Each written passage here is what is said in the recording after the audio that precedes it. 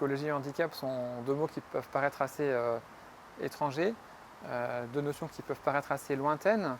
D'abord, l'écologie renvoie généralement dans l'opinion à tout ce qui relève des problématiques environnementales, et le handicap est une problématique spécialement humaine, sociétale.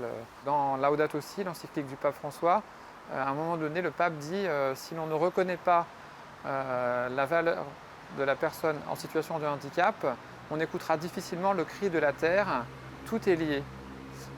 Et en fait, voilà, il y a beaucoup plus de liens et on a choisi d'explorer ce lien entre l'écologie pris au sens large, intégral, comme dit le pape François, et la blessure humaine que représente le handicap.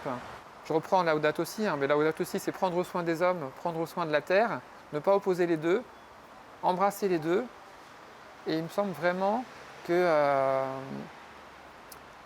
en fait, ce qui est commun, c'est la fragilité de toute chose, la fragilité de la nature, la vulnérabilité de l'homme, et que simplement en prenant soin des deux, on entre dans une cohérence globale du prendre soin qui fait du bien à tout le monde. On transforme l'écosystème dans lequel on vit, dans lequel la fragilité peut exister, et on vit avec, mais aussi on en prend soin de façon à permettre l'épanouissement de chacun.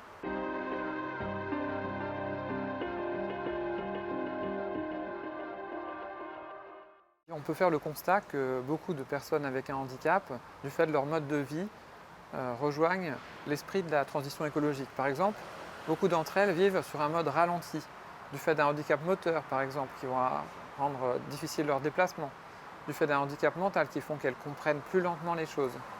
Voilà. Mais il y a aussi le fait que beaucoup, ayant passé par l'épreuve du handicap, sont ramenés à l'essentiel, sont moins sujets à la dispersion dans la consommation.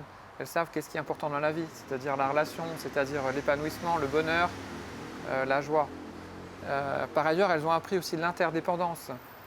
Plutôt qu'un mode de vie individualiste, elles savent qu'il faut demander de l'aide et donc être dépendants les uns des autres. Et enfin, ce sont des personnes qui sont sensibles à la fragilité de toute chose. Elles se connaissent fragiles et elles peuvent tout à fait entrer en empathie avec la fragilité des autres êtres humains, mais aussi des animaux, de la nature. Et alors, il ne faut pas généraliser, mais c'est vrai que quelque part, je pense que même si elles n'en ont pas conscience, beaucoup de personnes fragiles ont une longueur d'avance en fait sur le plan de l'écologie.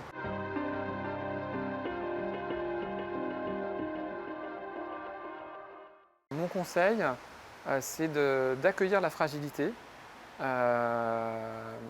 autour de soi, les personnes fragiles autour de soi, d'accueillir la fragilité des choses, ne pas vouloir tout maîtriser, et d'accueillir la fragilité en soi. Et voilà, je retiens que ce que dit le pape François, c'est que tout est don, tout est lié et tout est fragile. Il faut tenir ces trois choses en même temps pour entrer dans la dynamique de l'écologie.